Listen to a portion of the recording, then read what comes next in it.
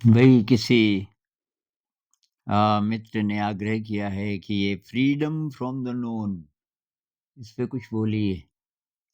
तो ये ये किताब का नाम भी है, जे कृष्णमूर्ति जी ने लिखी है। बिल्कुल यही टाइटल है फ्रीडम फ्रॉम द नोन। पर जिन भाई साहब ने पूछा है तो उन्होंने ये कृष्णमूर्ति जी का नाम नहीं लिया। अ, इसलिए मैं जो मीनिंग समझता हूँ वो किताब शायद मैंने पढ़ी हो बहुत पहले, क्योंकि मैंने 90s के बाद कुछ नहीं पढ़ा लगभग। लिखा तो है पर पढ़ा नहीं। तो फ्रीडम फ्रॉम द नोन का मैं वो मीनिंग लूँगा जो हमारे मतलब का है। एक तो फिलोसॉफ़िकल है, उसमें कुछ पकड़ में नहीं आता, कुछ फ़ायदा नहीं होता मतलब ज़िंदगी में। अब कृष्णमूर्ति जी तो जिस हाइट से बोलते हैं ना, वो किसी-किसी के ही काम का है। क्योंकि उनके साथ तो ये रोज़ ही होता था ना, कि जो नोन है वो समाप्त, वो देख रहे हैं, कोई दृश्य है और देख रहे हैं, बैठ ही बैठ के नहीं, कहीं किसी कार में बैठे हैं, कहीं लेक्चर दे रहे हैं, कहीं घूमने गए हुए, अलग-अलग स्थितियों में उनके साथ ये अनुभव होता था कि अचानक जो मैं है, अहंकार है, मेमोरी है, जो नोन है, वो समाप्त हो गया। उसको आप सहज समाधि कह लीजिए, या शायद कोई और शब्द भी इसके लिए हो कि आप जागे हैं, आपकी इंद्रियाँ बाहर के जगत को रजिस्टर कर रही हैं, आप देख रहे हो, सुन रहे हो, लेकिन कृष्णमूर्ति जी कई बार कहते हैं, कृष्णमूर्तिज़ नोटबुक वो किताब है कमाल की, वो मैंने अभी नई खरीदी। उसमें वो अनुभव बताते हैं अपने ऐसे-ऐसे कि मुझे क्या होता था नहीं, क्या हो रहा है। जब वो लिख रहे थे ना तो अ, मेमोरी नहीं है, क्योंकि हम अ, मेमोरी से देखते हैं, मेमोरी से इस जगत को परसीव करते हैं, और ये जो मेमोरी है, ये हमारे परसेप्शन को बदल देती है, बाधा डालती है, प्योर नहीं रहने देती।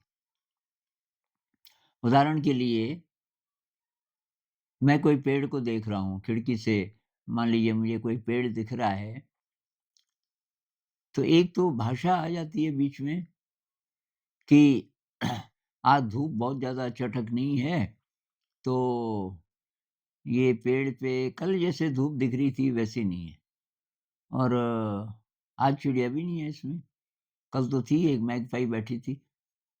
ये सब चल रहा है मन के अंदर, और अगर पहले से आपको कोई एंग्ज़ायटी भी है, किसी कारण से टेंशन है, तो तब उससे जुड़े हुए और भी थॉट्स, अभी वो वृक्ष जैसा है, पता नहीं कैसा है, वो उसी को दिखेगा जो बिना मेमोरी के देख सके। तो एक तो ये बात कृष्णमूर्ति जी बहुत बार करते हैं, लेकिन ये बात क्रिएटिविटी पर भी लागू होती है। वो विज्ञान हो, संगीत हो, कोई भी चीज़ हो, तो जो आपको पता है अभी तक, उसको आपको एक तरफ रखना पड़ेगा। तो ये संगीत का थोड़ा बहुत अनुभव मेरा भी है, संगीत बनाने का। कोई नई धुन अगर मन में आती है, तो मैं पहले देखता हूँ ये धुन भई कहाँ से आई? ये कोई याद से तो नहीं आई, ऐसी धुन से जुड़ा हुआ कोई गाना तो नहीं है जिसकी धुन कुछ-कुछ ऐसी हो। अगर मुझे ज़रा भी कनेक्शन लगे तो मैं उसको रिजेक्ट कर देता हूँ कि मुझे भई नया चाहिए, जितना नया हो सके। उसी तरीके से विज्ञान में नया कहाँ से आता है? मैं अभी कल मैंने एक वीडियो बनाया, मनुष्य जाति का भविष्य, ऐसा कुछ था। तो उसमें मैंने एक उदाहरण दिया कि मान लीजिए कि आज से 50-60 साल पहले 4-5 वैज्ञानिक बैठे हैं और उनको ये काम दिया गया है। मान लीजिए सरकार ने काम दिया कि भई यहाँ से अमेरिका के साथ आदान-प्रदान करना है सूचना का, फ़ास्टेस्ट तरीका निकालो। अब वो वैज्ञानिक एरोप्लेन की टर्म्स में सोच रहे हैं कि फास्टेस्ट क्या हो सकता है? फास्टेस्ट क्या हो सकता है? और कितना टाइम लगेगा? कैसा एरोप्लेन होगा? उसका इंजन कैसा होगा? और एक कहता है कि मैं ऐसा बना सकता हूँ कि वो 12 घंटे लगेंगे केवल एक तरफ, तो दोनों तरफ मतलब 24 घंटे लगेंगे। वो क्या सोच रहे हैं कि तेज़ी से, बहुत तेज़ी से चलने वाला विमान कैसा होगा, कैसे बनेगा और तब वो कितना टाइम लगेगा। फिर एक नया वैज्ञानिक आता है, वो मुस्कुराता है, वो कहता है ये फास्टेस्ट थोड़ी है, ये सही इस रफ़्तार से आप कुछ नहीं कर सकते। कि फिर वो कहता है इंस्टेंटली हो सकता है। सेकंड्स में, विदिन मिनट नहीं, विदिन सेकंड्स सूचना का आदान-प्रदान हो सकता है। और वो बोलता है कि जो इलेक्ट्रोमैग्नेटिक वेव्स हैं, रेडियो बन गया था काफ़ी पहले। रेडियो जैसे आवाज़ को एक जगह से दूसरी जगह भेज देता है, बहुत कम समय में, ऐसे ये भी हो सकता है। आप सब कुछ भेज सकते हो। आप लिखा हुआ भेज सकते हो, आप पिक्चर भेज सकते हो। जिसके दिमाग में ये बात आई होगी सबसे पहले, तो उसने उ क्या किया होगा? उसका दिमाग किसी नए इलाके में पहुँच गया, जहाँ नोन नहीं है। ये आदमी नोन से फ्री है। जो तब तक का ज्ञान था गति से संबंधित, एरोप्लेन इत्यादि, इत्यादि, उसने उसको ट्रांसेंड कर दिया, उसके पार पहुँच गया कि भई नहीं, यहाँ तो कुछ उत्तर मिलेगा नहीं। और अचानक फिर कोई फ्लैश आया होगा। अचानक उसके दिमाग में ये बात आई होगी शायद, मैंने इतिहास इसका पढ़ा नहीं कि कैसे इंटरनेट आया, लेकिन कुछ-कुछ ऐसा हुआ होगा, शायद मैं अंदाज़ लगा रहा हूँ कि भई साउंड कैसे इतनी जल्दी पहुँच जाती है। अब ये विविध भारती दिल्ली में या कहीं वो बजा रहे हैं रिकॉर्ड और यहाँ पहुँच रहा है। वहाँ कोई प्रोग्राम चल रहा है, यहाँ पहुँच रहा है, क्योंकि रेडियो तो बहुत पहले से है। तो हो सकता है कि उसके दिमाग में आया हो, अगर साउंड जा सकती है, तो और क्या-क्या जा सकता है। ये टेलीविज़न भी शायद ऐसे ही बना होगा कि भई पिक्चर भी जा सकती है साउंड के साथ। तो हर जगह ये कॉन्सेप्ट है, फ्रीडम फ्रॉम द नोन। ये टीचर्स को भी बोलते थे कृष्णमूर्ति जी ना कि कोई प्रॉब्लम हो, वो टीचिंग से रिलेटेड हो, ज़िंदगी से रिलेटेड हो, जहाँ पुराना ज्ञान आपका काम नहीं आ रहा है। चाहे कोई रेसिपी हो, कोई नई चीज़ आप बनाना चाह रहे हो, तो जितना-जितना आप जानते हो, आप नया बनाना चाह रहे हो ना, तो नया तभी तो आएगा जब आप पुराने को एक तरफ रख दोगे, पुराने ज्ञान को, नहीं तो वही बनेगा, पुराना ही बनेगा। तो कृष्णमूर्ति जी बोलते थे कि अगर आपको नहीं पता, तो अंदर ही अंदर बोलो, आई डोंट नो। अपने ब्रेन से ये कन्फेस करवाओ कि आई डोंट नो। एक डायलॉग ऋषि वैली में ऐसा चल रहा था, उनका one of the last dialogues. और वो टीचर्स से बात कर रहे थे, उन्होंने यही बात बोली। अब मेरे मुँह से निकल गया, मैं तो बहुत नया था वहाँ, 1 ही साल, 1 साल भी नहीं हुआ था मुझे। मुझे 6-7 महीने ही हुए थे। तो उन्होंने बोला कि is it possible that your brain says I don't no? उस ऐसे सवाल में बोलते थे बहुत बार, और कोई हिम्मत नहीं करता था तुरंत बोलने की। मैं ज़रा दुस्साहसी था, अचानक मेरे मुँह से निकला। मैंने कहा Krishna ji, the brain never says I don't know. और उनको मेरा जवाब बहुत बढ़िया लगा। और ख़ैर बोलने के तुरंत बाद सब मुझे देख घूर-घूर के देखने लगे कि तूने क्यों बोला मतलब? पर कृष्ण जी बोले, "yes sir, that is the problem. The brain is always full of answers."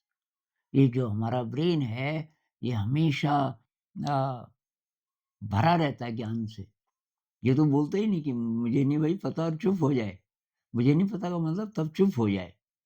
तो कृष्ण जी कहते हैं कि लर्न टू बी साइलेंट।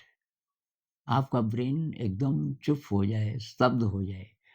इसलिए नहीं कि तब इसमें से कुछ नया निकलेगा, कोई रिज़ल्ट के लिए नहीं, बल्कि इसलिए कि ये हेल्दी स्टेट है। ब्रेन की ये हेल्दी स्टेट है टू बी अटरली साइलेंट जब उसका काम नहीं है। और जब वो अटरली साइलेंट है, ब्रेन के पास है क्या?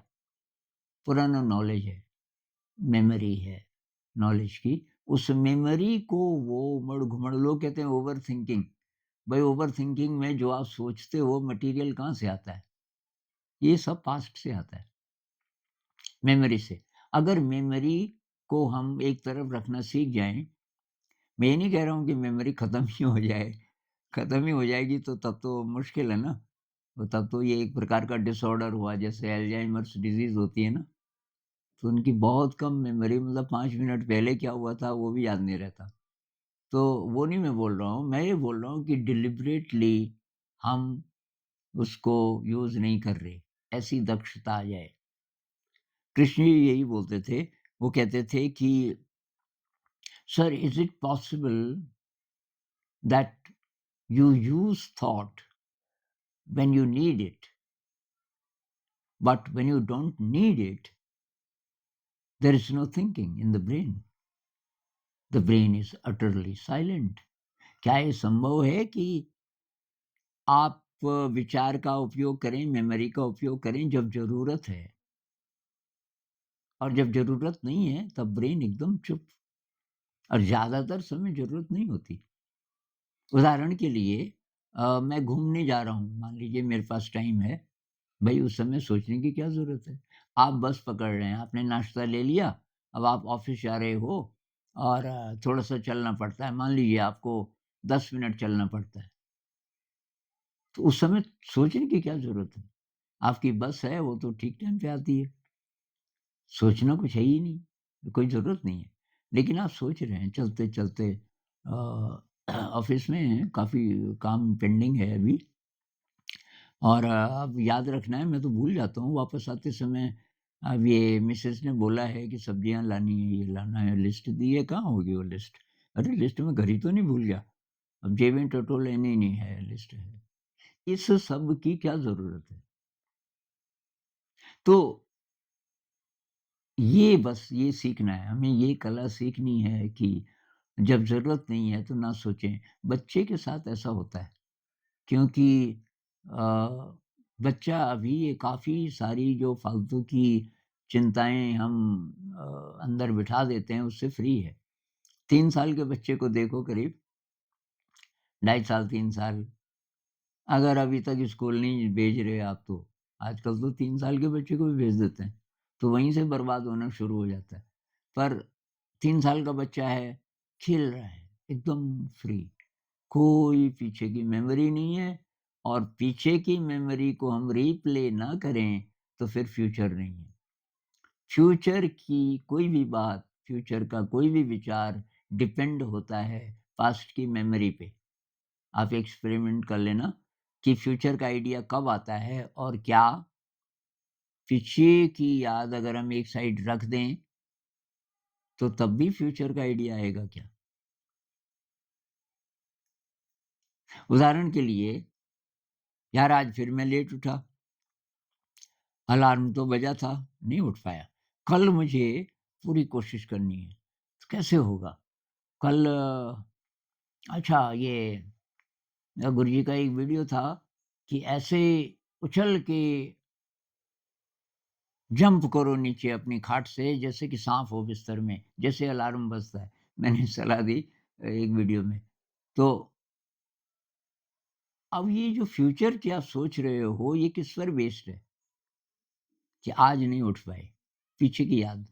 पीछे की याद अगर गायब हो जाए तो आप भविष्य की भी नहीं सोच पाओगे। भविष्य की कोई कई लोग कहते हैं जी सोचेंगे नहीं तो फिर काम खराब नहीं हो जाएगा। अरे सोच के थोड़ी होता है काम, वो तो करके होता है। सोचने की ज़रूरत नहीं होती। जैसे मुझे भई आज खाना बनाना है, मेरी बारी है किचन में, मान लीजिए हम 10-12 लोग साथ रहते हैं, कभी-कभी और ज़्यादा, और आज सब लोग बिज़ी हैं, और मैंने खुद ही बोला कि भई कुछ-कुछ चीज़ें तो मैं कर सकता हूँ। तो उन्होंने बोला कि भई दाल रखी हुई है, लगभग उबल गई होगी, उसको फ्राई करना है दाल को और एक सब्ज़ी बनानी है। वहाँ लौकी पड़ी है तो मैंने बोला मैं बना दूँगा, मैं लौकी भी बना दूँगा इत्यादि। और बनाना है अभी 3 घंटे बाद, अभी तो स्कूल गए हैं सब लोग। अब अभी से लेके और जब मुझे बनाना शुरू करना है, उस बीच मैं क्या बनाऊँगा, कैसे बनाऊँगा और क्या-क्या बनाऊँगा, ये सोचने की ज़रूरत है? कोई ज़रूरत नहीं है। किचन में जाने के बाद भी सोचने की ज़रूरत नहीं है। आपको जैसे सब्ज़ी काटनी है, ये लौकी उठाई, उसमें सोचने की ज़रूरत है कुछ? कुछ नहीं है। तो कई बार आप काट चुके हैं सब्ज़ी। तो साथ-साथ जब आप काट रहे हो अपने ब्रेन में देखो क्या चल रहा है। तो आइडियली होना ये चाहिए कि ब्रेन चुप रहे भई। अब काम ब्रेन थोड़ी कर रहा है। भई आपका शरीर कर रहा है, इंद्रियाँ कर रही हैं, पहले का ज्ञान है और ये जो ज्ञान है इसमें थॉट की ज़रूरत नहीं है। मतलब अब कुछ लोग कहते हैं ना कि आदेश तो ब्रेन ही देता है। भई देता होगा पर थॉट की ज़रूरत तो अब भी नहीं है ना। और बहुत सारे प्राणी ऐसे हैं जिनमें ब्रेन नहीं होता, जिनमें माइंड होता है सीधे। तो ये माइंड और ब्रेन का कॉन्सेप्ट जिस तरीके से ये लोग यूज़ करते हैं कृष्णमूर्ति जी और डेविड बोम, तो उसको आप देखना, वो माइंड उसको बोलते हैं जो अनंत इंटेलिजेंस का फ़ील्ड है हमारे अंदर और ब्रेन बोलते हैं साधारणतः हम जिसको दिमाग बोलते हैं, जिसमें मेमोरी है इत्यादि, इत्यादि है। तो ये मैं स्टूडेंट्स को भी बोल रहा था, किसी ने बोला कि परीक्षा है कल तो क्या करें? बहुत ज़्यादा नर्वस। तो मैंने कभी परीक्षा से पहले जैसे ही अभी प्रश्न पत्र नहीं आया आपके पास कुछ मिनट हैं, आँखें भी बंद करने की ज़रूरत नहीं पर ब्रेन को साइलेंट कर दो। साँसों को महसूस करो, शरीर को महसूस करो, अपने चारों ओर डिवाइन एनर्जी को महसूस करो, अपने अंदर, अपने बाहर। ऐसा 3, 4, 5 मिनट जब तक पेपर नहीं आता, क्या पता 10 मिनट मिल जाएँ आपको, तो 10 मिनट में तो बहुत कुछ हो सकता है। तो उस समय आप you are free from the known अगर ब्रेन चुप हो गया, फ्री फ्रॉम द नोन तो आप सुपर इंटेलिजेंस के कॉन्टैक्ट में हैं और वो तब गाइड करेगी तो पेपर अच्छा होगा ही होगा आपका। ये हर जगह लागू होता है। ज़िंदगी में हर पल अगर ऐसा हो जाए कि हम थॉट का उपयोग ना करें अनावश्यक, तो हर पल नया है। ज़िंदगी में ताज़गी चीज़ों से नहीं आती। हम सोचते रहते हैं मेरे पास अगर कार हो जाए ना, तो उस लड़की से शादी हो जाए ना, तो ये होगा और वो होगा तब मेरी ज़िंदगी में खुशी आएगी। खुशी तो अभी है, अगर मैं नया हो जाऊँ। नया बाहर नहीं है, बाहर वस्तुएँ हैं केवल। नया हमारे अंदर स्पेस है, वो है नया और वो तब खुलेगा जब हम नोन से फ्री हो जाएँगे। हमेशा के लिए नहीं, पर जब-जब चाहें। थॉट की भी है इम्पोर्टेंस है जब-जब चाहिए, लेकिन most of the time freedom from the known का ये मतलब नहीं है कि नोन खत्म हो जाए। फ्रीडम का मतलब है कि वो हमको हाँक नहीं रहा, वो हमारा मालिक नहीं है नोन, अभी तो है ना, हम चुप नहीं कर सकते तो वही तो मालिक है। ये जो दिमाग उमड़-घुमड़, उमड़-घुमड़ करता रहता है विचार के बल पे, तो वो एक तरीके से हमको चला रहा है ना, परेशान कर रहा है हर समय, जागे हुए में, सोए हुए में, वो मालिक बन गया और हम बोलते हैं मेरा दिमाग। भाई तेरा कहाँ से हुआ तब तो? दिमाग के हो गए आप। दिमाग आपको हाँक रहा है। तो ऐसा हो जाए कि हम दिमाग का उपयोग करने लग जाएँ, वो तब होगा कि दिमाग में जो-जो शक्तियाँ हैं, जो-जो कंटेंट हैं, ख़ासकर ये ज्ञात वाला, नोन वाला, इस पर हमारा बस चलना शुरू हो जाए कि भई नहीं चाहिए अभी। I don't want to think इस समय और वो चुप हो जाए। हो सकता है थोड़ा प्रैक्टिस करके कुछ-कुछ लोगों का कुछ-कुछ व्यूअर्स लिखते हैं अपने कमेंट्स में कि ऐसा हो जाता है। उनकी एनर्जी बहुत हाई हो गई होगी। तो हाई एनर्जी में हम हर समय जी सकते हैं और तब हम फ्रेश रह सकते हैं, वो ढाई 3 साल के बच्चे की तरह। मगन जो है उसमें पूरी एनर्जी, उस तब विचित्रता, ज़िंदगी विचित्र लगने लग जाएगी। तब आपको कुछ ज़रूरत नहीं है कि आप नई-नई चीज़ें चाहिए, बहुत ज़्यादा पैसा चाहिए, नाम चाहिए, ये चाहिए, वो चाहिए, ये सब रद्दी है। इसके पीछे हम क्यों भागते हैं? क्योंकि अंदर तृप्ति नहीं है। तृप्ति क्यों नहीं है? क्योंकि परेशान किया हुआ है आपको नोन ने। ये सिंपल तरीका है to be free from the known, और बस तब हैप्पीनेस का राज समझ आना शुरू होगा। नमस्कार।